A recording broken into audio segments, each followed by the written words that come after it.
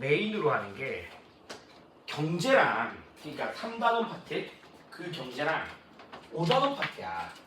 4단원은 아예 거의 안 다룰 거예요, 대부분 학교들이. 거의 안 다뤄. 5단원 파트가 집이야, 집이 다시 집입니다. 네. 영역은 좀 세계집이고 인구랑 자원 요런 거 해야 돼. 인구랑 자원. 그래서 조금 외울 것도 있고 그래프 분석해야 될 것도 있고 막 그래. 그래서 얘들아 지금 드린 거에서 110페이지 한번 봐봐. 110페이지를 좀 해. 저거 너희 저기 밑에 이 이상한 그림 있잖아. 이거 중학교 때 배웠지? 인구 변천 무역 이런 거 중학교 때 해봤지? 아니니? 인구 변천 무역 같은 거 안 배워봤니? 안 배울 리가 없네. 하자 얘들아. 그래서 통사가 5-1이 인구야 인구. 알겠죠? 5-2가 자원이고 충리 얘들아. 충리. 자. 그래서 얘들아 빨리 붙여놓자. 인구와 관련해서는 밑에 줄에 산업혁명 이후 인구의 증가 이거 주셔서 산업혁명 이후. 그래서 산업혁명이 되면서 인구 부양력이 커지게 되고 그 인구 부양력이 커지게 되면서 자연스럽게 인구는 증가합니다. 맞죠? 인구가 증가했고 그 다음에 밑에 또 다뤄주잖아. 20세기 중반 이후. 그러니까 지금은요 계속해서 인구는 증가하고 있거든. 근데 지금의 인구 성장을 주도하는 거는 선진국을 중심으로 한다. 개도국을 중심으로 한다. 개도국을 중심으로 한다. 그러니까 선진국은 다 알다시피 2, 3단원이라고? 5-1 안 하고?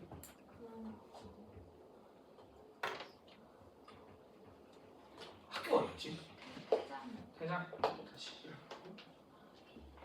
5-1을 안 한다고? 2, 3단원? 그러니까 대단원 2, 3단원? 너희 2단원 했었었는데? 기초에서? 그러니까 내가 너희 태장고 1학기 기말, 그러니까 2학기 중간 때 2단원 배웠던데? 롤스랑 로직 다 했잖아. 그러니까 롤스랑 로직도 했었으니까. 아마 5단원을 안 들어가진 않을걸? 시험범위 계속 바뀌어가지고. 일단 그럼 오늘만 이거 한번 해보고 해도 될 것 같아. 그래서 얘들아 보자. 어쨌든 지금은 개도국 중심으로 인구가 성장해. 알겠죠? 개도국 중심으로. 그 다음에 너희 요 밑에 요거를 좀 외워야 돼요. 요것도 어차피 근데 나오면 엄청 쉽게 나오거든. 여기는 인구 변천 모형이고 이 인구 변천 모형은 밑에 요걸 주죠. 경제 발전 정도에 따르는 인구 변화야. 알겠죠? 경제가 발전함에 따라 인구가 어떻게 바뀌는가거든. 그래서 좀 왼쪽에다가 정리를 해야 돼, 얘들아. 보통 1단계부터 4단계까지 설명하시거든. 그래서 1단계를 뭐 고위 정체라고 표현하기도 하는데 어쨌든 1단계는 저개발국이야. 알겠죠? 저개발국. 그럼 저개발국이니까 그냥 진짜 후진국이거든.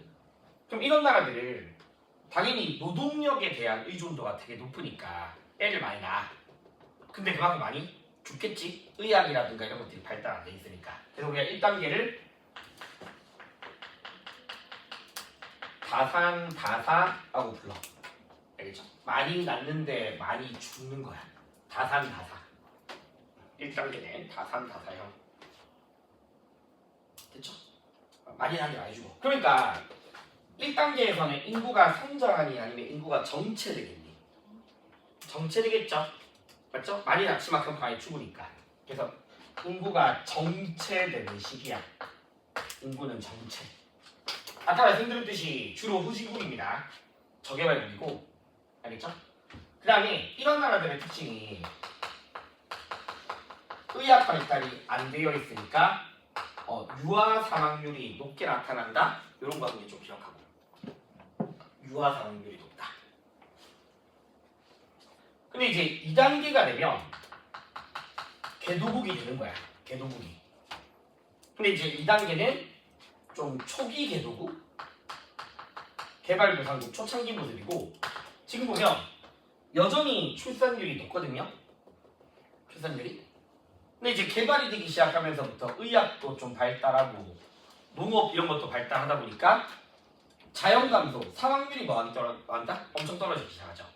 많이 낳는데 사망률이 떨어지다 보니까 인구가 폭발적으로 증가하는 시기야. 알겠죠? 인구가 폭발적으로 증가하는 시기.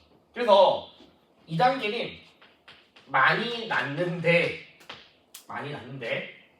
사망률이 감소하는 시기. 그래서 다산 감사. 알겠죠? 다산 감사형이라고 불러. 다산 감사. 그래서 아까 말씀드렸듯이 인구의 자연 증가율이 뭐하다?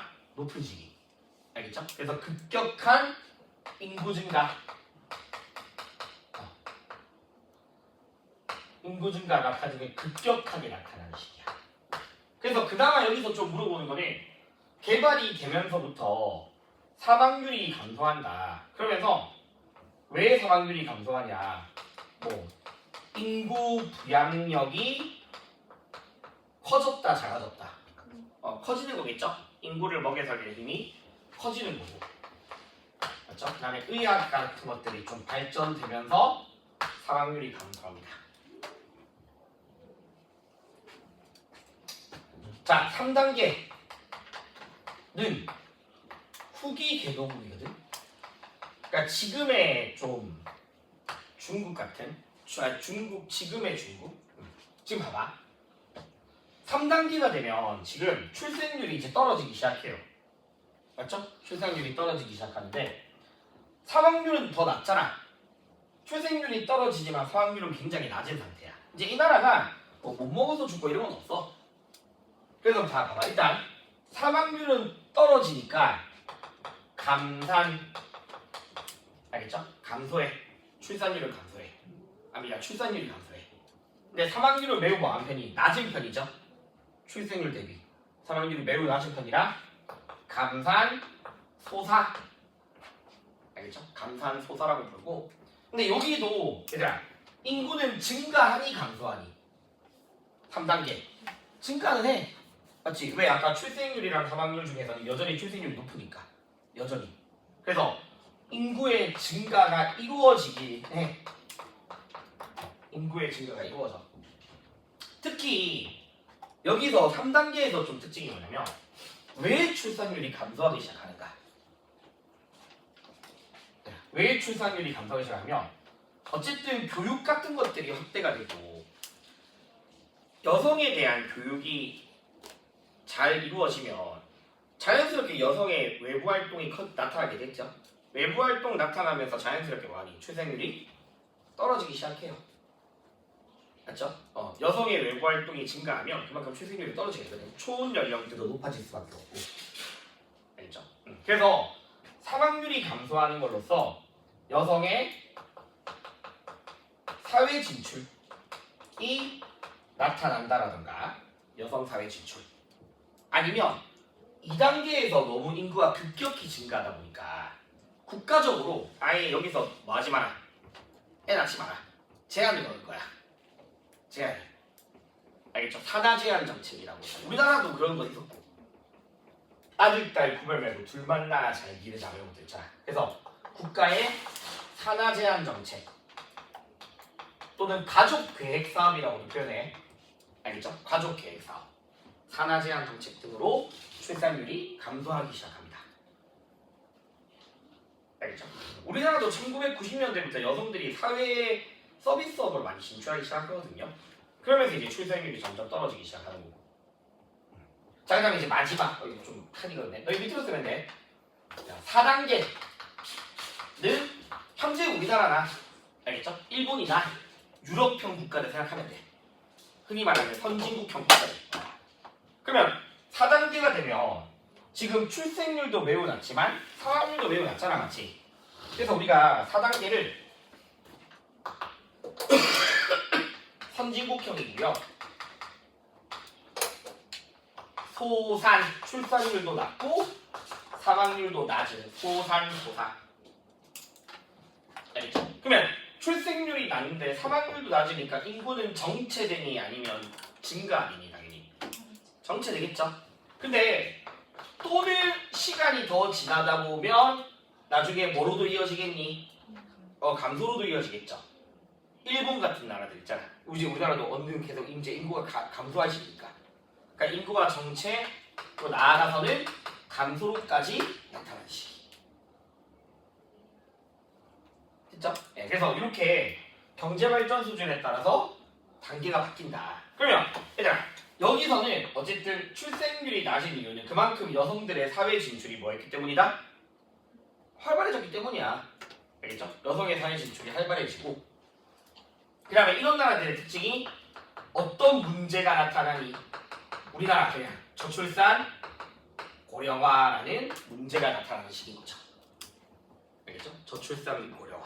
그래서 요 단계 물어보는 문제 딱 요 정도 수준이거든. 이따가 내가 문제도 보여줄게 얘들아. 요 정도 수준이니까 되게 쉬울 거야. 되게 쉬울 거고 자 미리 할게. 왼쪽에다가 조금만 더 정리해볼까요? 얘들아 왼쪽에다가 인구 피라미드라는 개념이 있어요. 이거 뭐 외우는 건 아니야. 그냥 인구 피라미드라는 개념이 있어. 알겠죠? 인구 피라미드. 자 크게 이렇게 봐봐. 보통 인구 피라미드 이따가 보겠지만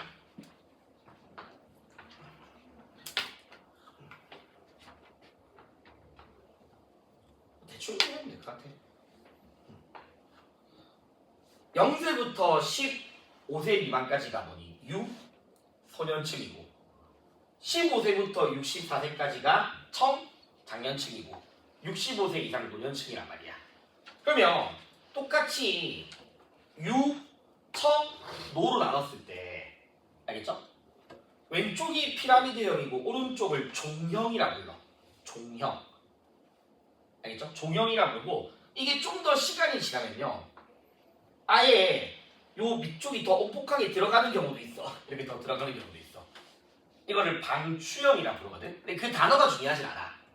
알겠죠? 여기는 그냥 누가 봐도 피라미드형이고 그 다음에 요거는 종형 또는 알겠죠? 이렇게 줄어들면 이게 방추형이야. 종형 또는 방추형이거든. 근데 중요한 건 얘들아 너희가 이렇게 생각하면 돼. 피라미드형은 선진국형 모형이야 후진국형 모형이야? 후진국형 모형인 거지. 왜냐면 유소년층의 비율이 높잖아.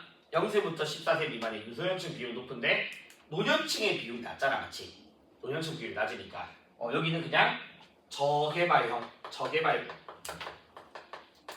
모델이다 이렇게 알겠습니다. 그 다음에 여기는 누가 봐도 같은 연령대 65세 이상 비율이 높잖아. 같이 그리고 유소년층 비율은 낮고요. 아니면 더 심지어 감소하기도 하고요.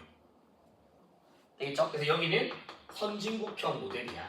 그래서 이따가 어떤 식의 문제가 나오냐면 이런 식의 인구 피라미드를 제시해서 각 국가에서 나타나는 뭐 문제점 아니면 해결 방안 그런 것들을 물어보는 문제 유형이 나오는 거지. 그럼 당연히 얘들아 여기서는 인구가 너무 많아서 문제야 작아서 문제야?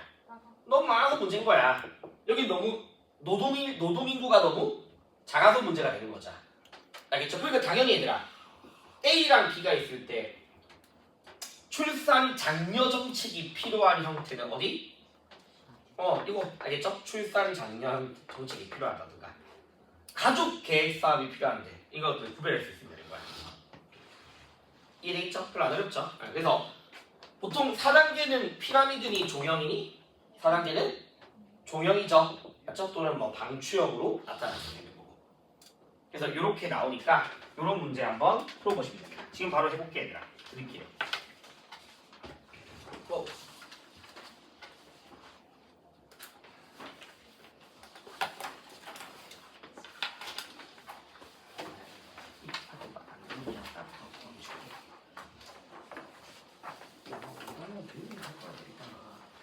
왜냐면 아예 손살 다 뺄수 없고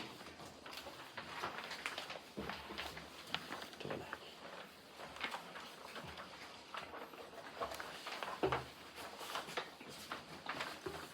자, 그래서 어떤 문제를 풀어볼 거냐면, 근데 그나저나 나 여기에다 오늘 과제는 무역이론 좀 넣었다. 무역이론 풀어가야 돼. 무역이론. 얘들아 빨리 24번 하세요. 24번. 바로 해버려. 24번. 이따 붙어야 돼. 24번 해보세요.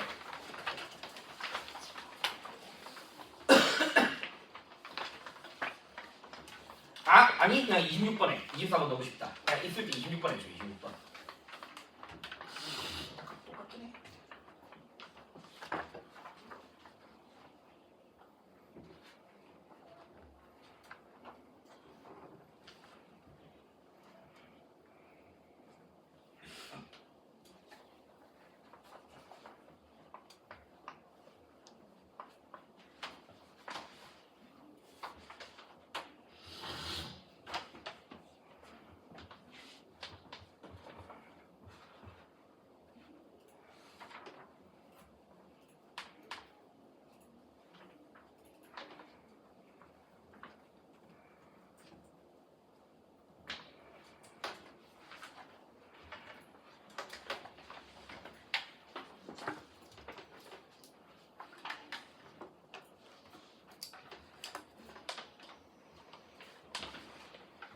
할 수 있겠죠 얘들아?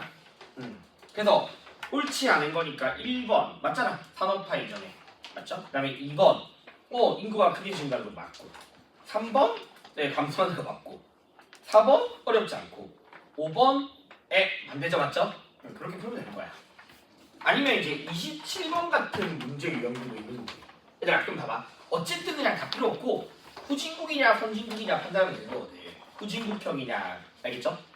선진국형이냐. 그러면 27번에서 가랑 나중에 누가 후진국형이니? 당연히 가가 후진국형이잖아. 유소년층의 비율이 높은 가가 후진국형이고 나는 65세 이상 인구 비율이 높은 선진국형인 거지. 그럼 당연히 얘들아 고령 인구의 비율이 많을수록 늙은지 중위 연령이 높아지겠니? 낮아지겠니? 얘들아 중위 연령이 정확하게 뭐냐면 제일 어린 아이, 제일 늙은 사람의 딱 중간 나이가 중위 연령이거든. 근데 다 필요 없고 고령화 사회일수록 중위 연령은 커진다 작아진다? 당연히 커진다. 알겠죠? 고령층의 비율이 많거나 고령화 사회가 될수록 중위 연령은 커져. 알겠죠? 그래서 그렇게 풀면 되는 거고요. 되겠니 얘들아? 그래서 이런 유형들이 인구가 이 파트 이 페이지 유형이야. 근데 또 잘 나오는 거 밑에 110페이지 다시 돌아가자. 개념으로 돌아가자. 자 이번에는 인구 분포와 관련된 건데 당연한 이야기거든? 자연적인 요인도 있을 거고 사회 경제적인 요인으로 인해서 인구 분포가 나타나기도 하겠죠. 미리 산업화가 된 지역이라든가 농업이 발달한 지역이라든가 아니면 평야라든가 이런 것들 나올 거 아니야. 그럼 이제 봐봐 밑에 이걸 이제 또 물어보는 거야. 이거 얘들아 여기 무슨 기운인지 혹시 기억나니? 당연히 한대기운이다. 한대기운 맞죠? 그럼 여기는 사회 경제적인 요인과 관련된 거야? 자연적 요인과 관련된 거야? 자연적인 요인과 관련된 거잖아. 여기는 한대기후야. 그러면 한대기후니까 당연히 인구가 희박한 지역이죠. 지금 좀 많이 없잖아. 알겠지? 그러니까 여기는 한대기후라는 걸 기억해야 돼. 기후적으로 워낙 추운 지역이다 보니까 인구가 희박하다. 알겠죠? 자, 그 다음에 여기도 인구가 희박한 지역이잖아. 여기도 기후적인 요인 때문이잖아. 거의 자연적인 요인 때문이죠. 자연적인 거. 미안. 기후가 자연적인 요인이죠. 기후로는 무슨 기후? 건조기후. 지형적으로는 사막지역. 알겠죠? 건조 사막과 같은 자연적 요인 때문에 인구가 희박한 지역이죠. 자, 그 다음에 이쪽은 A 맞죠? 유럽이랑 프랑스랑 이쪽 라인이 나잖아. 그럼 여기는 일찍부터 뭐가 이루어진 지역? 산업혁명이 이루어진 지역. 알겠죠? 그래서 여기는 산업화가 일찍 시작돼요. 알겠죠? 산업화가 일찍 시작됐고 됐죠? 산업화에 일찍 시작됐고 그 다음에 C 아시아 쪽 맞죠? 아시아 쪽. 그럼 여기는 계절풍의 영향을 받거든. 얘들아 너희 계절풍 기억나니? 여름에는 고온, 다습한, 겨울에는 좀 건조한 바람이 부는 거 맞죠? 그러면 이 계절풍의 영향을 받아서 되게 발달한 농업이 있어. 쌀농사 알겠죠? 벼농사가 계절풍의 영향을 많이 받아. 그래서 계절풍 영향에 따라서 벼농사가 발달한 지역이야. 그리고 얘들아 왜 벼농사 발달이 인구와 관련돼 있냐면 주국 작물 중에서 쌀과 밀이 있을 때 같은 면적에서의 생산량이 쌀이 압도적으로 많아. 밀에 비해서. 알겠죠? 같은 면적에서 생산되는 양 자체가. 그래서 보통 인구가 많은 지역들이 주로 벼농사를 많이 하는 거야. 벼농사를. 그래서 벼라는 작물 자체가 인구 부양력이 높다 낮다. 높다. 알겠죠? 그래서 인구 부양력이 높은 벼농사가 이루어지는 지역이고 그게 가능한 게 벼농사에 탁월한 무슨 풍이 부니까? 계절풍이 부니까. 알겠죠? 그래서 이런 영향 때문에 인구가 밀집된 지역이고 그래서 이런 식으로 인구 분포를 물어보는 문항들도 있을 수 있는 거지. 인구 분포를 물어보는 거야. 아직까지는 별거 아니죠? 맞죠? 별거 아니죠. 자 다음에 이제 다음 페이지 한번 봐봐. 다음 페이지에 아까 했던 이야기야. 국가별 인구 구조가 뭐 선진국들이야 당연히 출생률이 낮고 유소년층 인구 비율이 작고 노년층 비율이 크다. 맞죠? 당연한 거잖아. 알겠죠? 근데 그래서 어떤 식으로 문제 유형이 나오냐면 이거 한번 봐봐. 그냥 이따가 문제 보여줄게. 어떤 식으로 문제 유형이 나오냐면 예를 들어서 세계 지도를 줘. 세계 지도를 줘. 알겠죠? 뭐 이렇게 나올 거야. 그리고 진한 색, 되게 진한 색과 연한 색 이렇게 돼 있고 진한 색은 상위 15개국 국가 뭐 이렇게 나올 거야. 그리고 연한 색은 하위 15개국 국가 이렇게 나올 거예요. 그럼 이제 어떤 나라들은 막 진하게 막 돼 있을 거야. 막 진하게. 어떤 나라들은 막 연하게 돼 있을 거야. 그럼 이런 식의 문제 유형은 그냥 다 필요 없고 선진국형인지 후진국형인지 찾아내면 돼. 알겠죠? 그러면 선진국형인 이 상위 15개국형이 선진국형인지 아니면 후진국형인지를 찾고 그다음에 상대적으로 뭐 중위 연령이 어디가 큰가 평균 기대 수명이 어디가 큰가 뭐 노년층 비율이 어디가 큰가 그러니까 그 정도의 문제가 나오는 거야. 그 정도 문제 별로 안 어려울 겁니다. 알겠죠? 근데 이제 이게 좀 어렵게 나오면 계산 문제거든. 이게 좀 어렵게 나오면 그래서 왼쪽에다가 저랑 좀 몇 가지 정리할 게 있어. 왼쪽에다가 좀 정리할 게 있어. 오른쪽에다가 좀 정리할 게 있어. 얘들아 보통 아까 한 번만 나가자. 이건 기본이야. 기본 외우는 게 아니라 연령별 인구 구조와 관련해서 알겠죠? 연령별 인구 구조와 관련해서 아까 0세부터 14세까지가 무슨 층? 유소년층이야. 알겠죠? 0세부터 14세가 유소년층이고 15부터 64세까지가 청장년층이거든. 알겠죠? 청장년층인데 얘들아 실제로 이 청장년층이 노동하는 인구잖아. 맞죠? 그래서 뭐 노동 가능 인구 이렇게 부르기도 하고 생산 가능 인구 이렇게 표현하기도 해. 생산 가능 인구. 근데 더 잘 나오는 말 먹여 살리는 사람들이라서 이 사람들을 무슨 인구라 부르냐면 부양 인구라고 표현을 해. 부양 인구. 실제로 생산 활동에 종사하는 연령대니까. 알겠죠? 그다음에 65세 이상을 노년층이라고 하잖아. 맞죠? 노년층이라고 해. 근데 얘들아 하기 전에 요거 하나만 더 하자. 만약에 전체 인구에서 이거 하자. 노년층 관련해서 그 사회 전체에서 65세 이상 노년층의 인구가 7% 이상이다 라고 하면 이걸 부르는 사회가 있어. 전체 인구의 7% 이상이다 라고 하면 그 사회를 고령화 사회야. 알겠죠? 전체 인구의 7% 이상이면 고령화 사회야. 보기로 좀 내. 그다음에 전체 인구의 14% 이상이야. 아니 14% 이상이야. 그러면 이 사회를 우리가 뭐라고 하냐면 고령 사회라고 불러. 고령 사회. 알겠죠? 7, 14. 그다음 얼마? 20입니다. 21이 아니라. 알겠죠? 7, 14, 20이야 20. 알겠죠? 그래서 전체 인구의 20% 이상이 넘어가면 이 사회를 초고령 사회라고 불러. 우리나라 중앙난 초고령 되고요. 그래서 7, 14, 20 알겠죠? 고령화, 고령, 초고령 이렇게 좀 기억해야 돼. 알겠죠? 기억해야 되고 그 다음에 아마 내신 문제에서 이 인구와 관련해서 좀 어려운 문제가 계산 문제거든요. 자, 문제마다 이 계산을 넣어줘서 나오는 문제도 있고 근데 거의 내신에서 안 넣어줘. 봐봐. 총부양비라는 개념이 있어요. 총부양비. 총부양비. 어떻게 구하냐면 청장년층 인구수 분의 인구수야. 알겠죠? 청장년층 인구수 분의 유소년 인구 더하기 노인 인구수 곱하기 100. 요게 총부양비거든. 그쵸? 청분의 유 더하기 도 곱하기 100.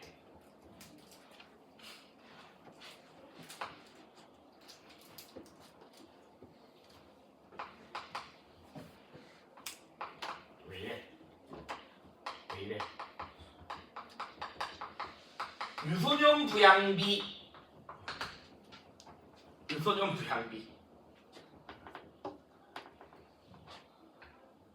청분의 유소년 인구수 곱하기 100. 알겠죠? 여기 유소년 부양비야. 청분의 유 곱하기 100이야. 노년 부양비.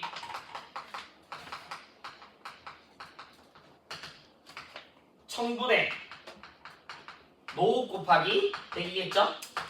맞죠? 일단 요거는 웬만하면 외워주면 좋아. 보통 시중에 나오는 문제집들은 이 계산 문제에서 이런 걸 다 제시해 주는데 난 학교 내신에서 이거 제시해 주는 거 한 번도 본 적 없거든. 그러니까 당연히 외워서 해야 돼. 이거 외우고 별거 아니잖아.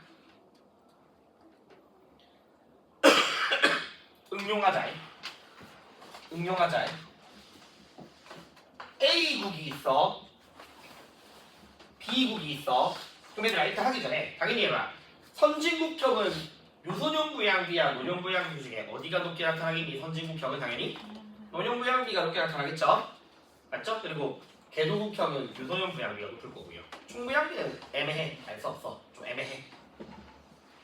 알겠죠? 애매한데 자 A국이 총부양비가 40이래. 유소년 부양비가 10이래. 노년 부양비 얼마입니까? 30이죠. 알겠죠? 30이야. 이렇게 동그라미 빈칸. 기억은 30이다. 그럼 나와. 30입니다. 왜? 이거 두 개 더한 게 이거야. 알겠죠? 유소년 부양비 더하기 노년 부양비가 총 부양비야. 이 정도는 뭐. 알겠죠? 자, 그 다음 B국을 30인데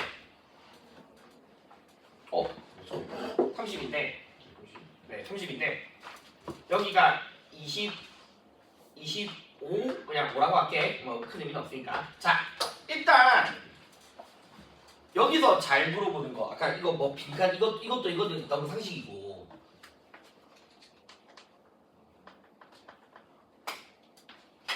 A, B국 중 잘 봐. 이건 쉬워.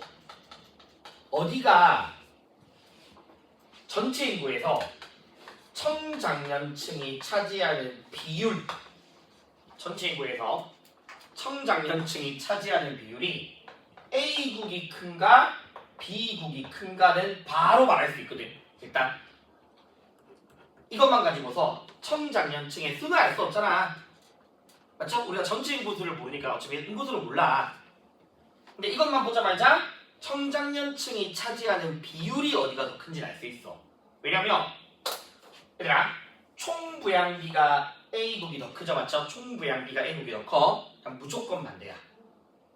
알겠죠? 그래서 총부양비와 청장년층의 비율은 무조건 서로 반대입니다. 알겠죠? 무조건 반대야. 왔다 갔다 할 수 있어야 돼. 그러니까 A국이 총부양비가 더 크니까 청장년층이 차지하는 비율은 무조건 어디가 더 크다? B국이 더 커. 반대로도 왔다 갔다 해야 돼. 청장년층 비율을 통해서 어디가 총부양비가 큰지를 물어볼 수 있고 총부양비를 통해서 청장년층의 비율을 물어볼 수도 있는 거야. 알겠죠? 이거 그냥 이것만 보면 돼. 다음 단계는 뭐냐면 좀 특정해서 A국에서 A국 내 A국 안에서 홍사이가 좀 어렵죠 생각보다. A국 내에서 청장년층의 비율이 구체적으로 얼마입니까를 물어보는 거야. 요거 가지고서 A국 내에서 어차피 인구수를 몰라. 알겠지? 인구수를 모르는데 청장년층이 차지하는 비율이 얼마인가 구체적인 수치. 이것도 되게 간단해. 얘들아 보자. 봐봐. 일단 먼저 이거부터 하자. 얘들아 이 나라가 유소년 부양비가 10명이 10이다라는 것을 부양비가 10이라는 것을 유소년 한 명당 청장년층 몇 명이라는 소리인 거야.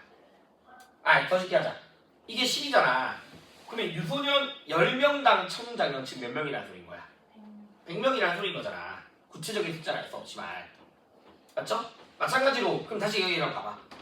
노년 부양비가 30이라는 거는 청장년층 100명을 기준으로 할 때 노인이 몇 명이다? 30명이라는 소리인 거잖아.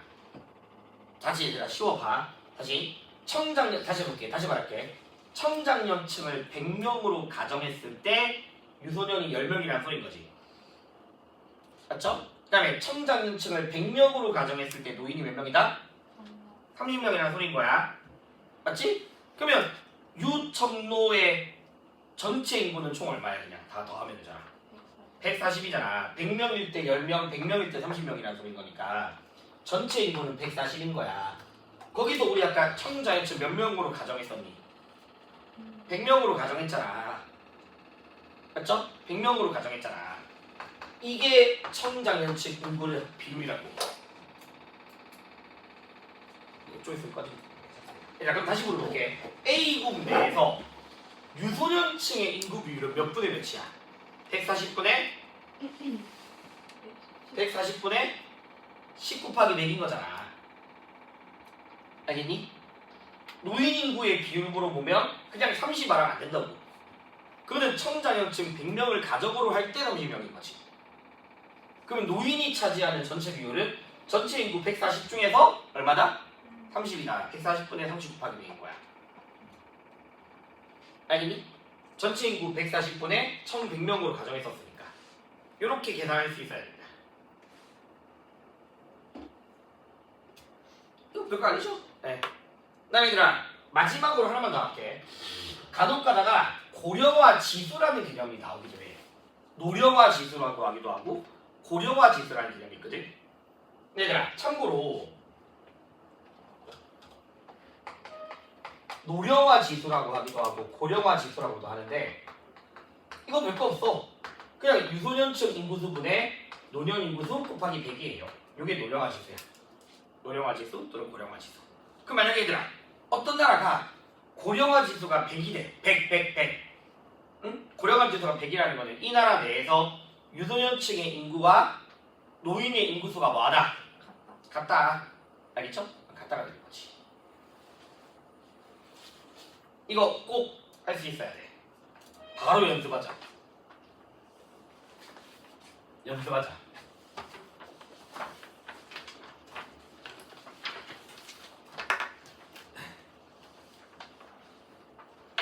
83번 하세요.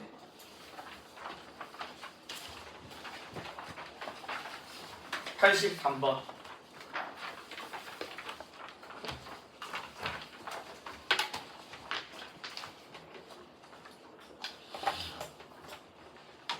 이거는 부양비가 아니야. 얘들아, 부양비는 청장년층을 기준으로 한 이야. 근데 이거는 그냥 전체 인구에서 각각의 연령층이 차지하는 비율이야. 전체 인구에서, 알겠죠? 전체 인구.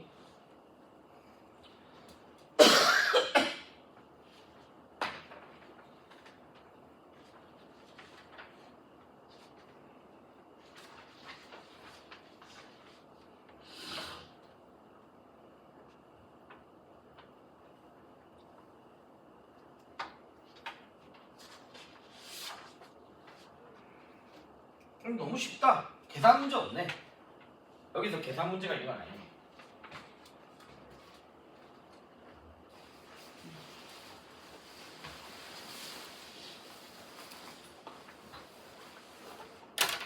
됐죠? 얘들아, 바로 3 몇 번이니? 답은 2번이죠. 맞죠? 왜냐면 이런 식의 문제가 나오면 어쨌든 상대적이지만 선진국형이냐 후진국형이냐 비교해주면 돼 그냥. 알겠죠? 상대적인 거니까 다. 그럼 누가 봐도 A국이랑 B국 비교하면 A국이 유소년층의 비율이 높은 또 일단 후진국형 저개발 국형 이렇게 하면 되는 거같지. B는 선진국형인 거잖아. 그렇게 하면 되는 거지. 그리고 니을 선지에서 전체 인구 대비 생산 연령 인구 비중. 생산 연령 아까 누구라고 했니? 장년층이라고 했잖아. 맞죠? 그러면 A 국가는 64%, B 국가는 63%니까 그냥 바로 눈으로 확인할 수 있는 거지. 그 다음이더라. 이런 문제도 있어. 자, 봐봐. 18페이지에 69번 봐봐.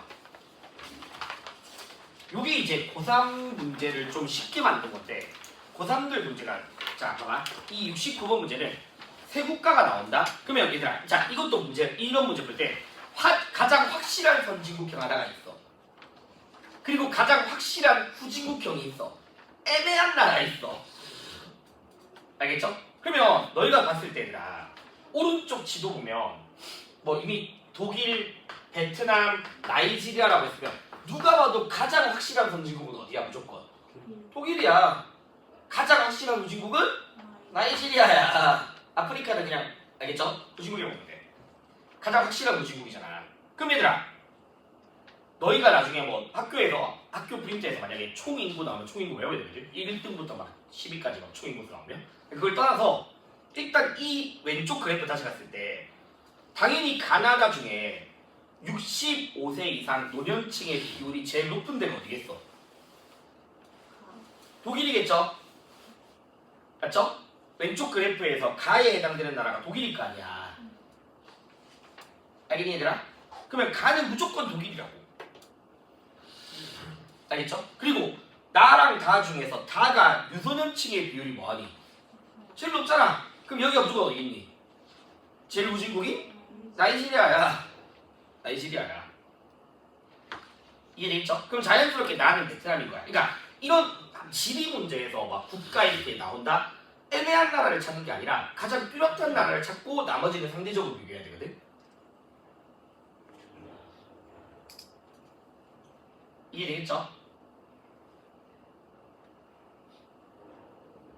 그럼 얘들아 또 한번 물어보자. 이거 너희가 혹시 기억날까 모르겠지만 아까 인구 면천구역에서 1단계도 정책이고 4단계도 정책이거든? 근데 1단계는 고위 정책이야 저위 정책이야?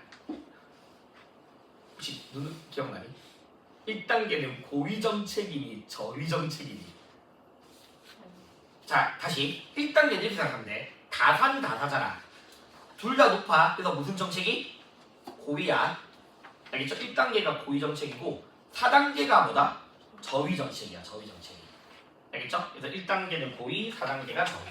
그러면 이번에서 나는 인구 변천 모형에 저위 정책이 담겨 있다라고 하는데 저위 정체기가 되려면 어떤 나라여야 돼 아까? 현진. 선진국형 같은 독일 같은 나라여야 돼. 알겠죠? 독일 같은 나라여야 되는 거고.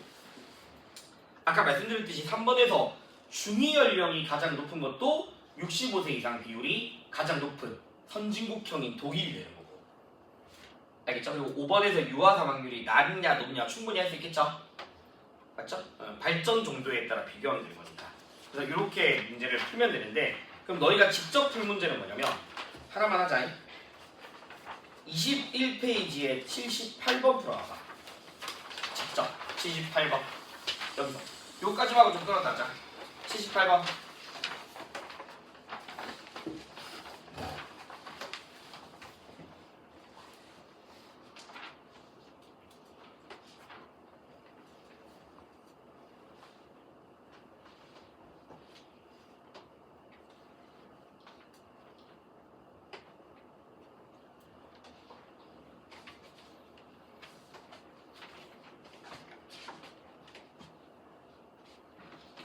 안 어렵죠? 그러니까 무조건 미국이 제일 선진국일 거 아니야.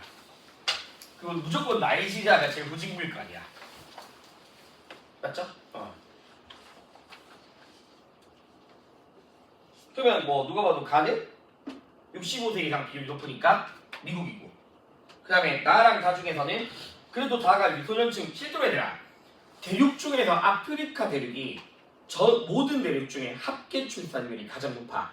합계 출산율은 뭐냐면 여성 한 명당 낳는 평균 아이 수거든요. 가장 1위 대륙이 아프리카 대륙이에요. 알겠죠? 1위 대륙이. 전체 인구세야 당연히 아시아가 많지만 합계 출산율은 아프리카가 제일 높아. 그래서 가는 미국, 다는 나이지리아, 그다음에 나는 인도가 되겠죠, 맞죠? 그럼 다 바로 몇 번이니? 1번이죠, 맞죠? 이거는 뭐 굳이 뭐 미국 이제 안 찾아도 풀 수 있는 문제네. 얘들아. 그리고 한 개만 더 필기하고 가자. 하나만 더 필기하고 봅시다. 그 밑에다가 이렇게 써봐. 이거 밑에다가. 요것도 물어보는 게 있어. 야, 성비라는 단어. 성비. 알겠죠? 성비라는 단어는 여성 인구를 기준으로 한 남성 인구의 비율이야. 여성 인구를 기준으로 한 남성 인구의 비율 곱하기 100이야. 그럼 얘들아 봐봐. 성비가 100보다 크다라는 것은 여성과 남성 인구 중에 누가 더 많다는 소리니 당연히. 남성 인구가 더 많은 거잖아. 알겠죠? 남성 인구가 더 많은 거고 요걸 뭐라 부르냐면 남초라고 불러. 남초. 알겠죠? 이걸 남초 현상이라고 불러.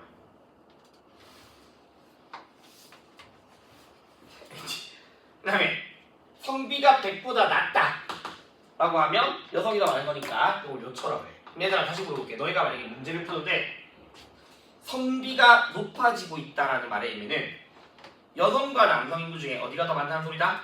남성 인구가 더 많다는 소리인 거야. 알겠죠? 그러면 주로 어디가 남초가 보이니? 라고 하면 뭐 아시아권에서 남아선호 사상이 나타나는 지역이라든가. 알겠죠?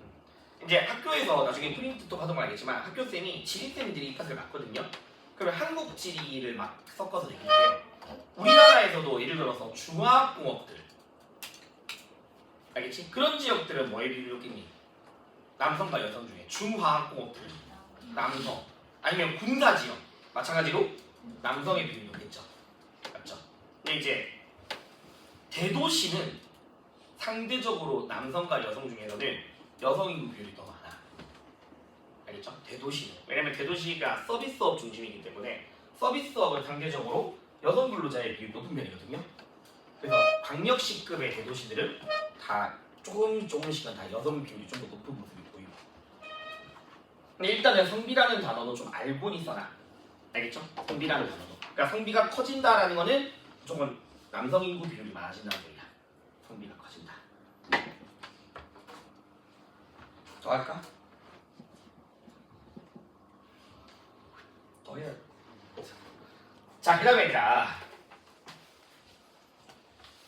그래서 이거 관련해서도 문제가 이런 식으로 나오는 거야. 알겠죠? 국가별 인구 구조 이런 식으로. 그리고 참고로 그냥 말을 알고 있어 나. 대륙 중에서 가장 늙은 대륙이 어디입니까? 라고 하면 그냥 무조건 유럽이에요. 알겠죠? 가장 늙은 대륙 유럽이야. 가장 어린 대륙 아까 학교 출산율이 가장 높은 아프리카야. 알겠지? 그냥 그 정도로만 알고 있으면 돼. 가장 늙은 대륙은 유럽이에요. 왜냐면 선진국형 국가들이 많을수록 당연히 노인구의 비율이 커질 거 아니야. 클 거 아니야. 알겠죠? 유럽이 가장 늙은 대륙입니다. 그럼 그 다음 어떻게 했니? 앵글로 아메리카야. 앵글로 아메리카 캐리 맥 이렇게 있잖아. 캐랑 미는 선진국이니까. 알겠죠? 그래서 늙은 대륙 순서로 하면 그냥 유럽 앵글로 순.